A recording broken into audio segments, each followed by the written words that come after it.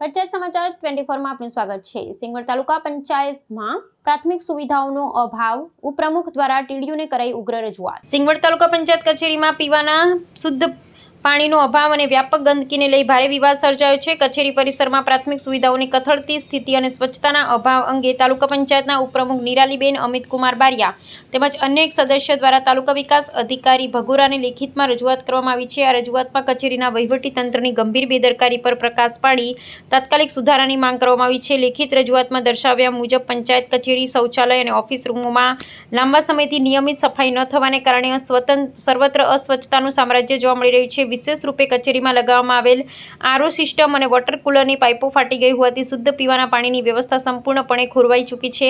આના પરિણામે દૂર દૂરથી પોતાના કામકાજ અર્થે આવતા અરજદારો અને મુલાકાતીઓને પીવાના પાણી માટે ભારે હાલાકી ભોગવવી પડી રહી છે।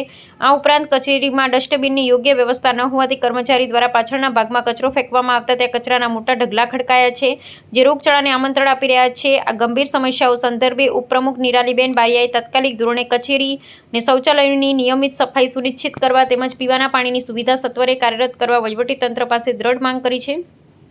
એક તરફ સરકાર દ્વારા સ્વચ્છ ભારત અભિયાન અંતર્ગત સ્વચ્છતાના મોટા દાવાઓ કરવામાં આવે છે, ત્યારે તાલુકા મથકની મુખ્ય સરકારી કચેરીમાં જ ગંદકી અને સુવિધાઓના અભાવ તંત્રની આંતરિક પોલ છતી કરે છે। આગામી દિવસોમાં જો આ પ્રાથમિક સમસ્યાઓનું યોગ્ય નિરાકરણ નહીં આવે તો સ્થાનિક નાગરિકો દ્વારા ઉગ્ર વિરોધ નોંધવામાં આવે તેવી સંભાવના છે।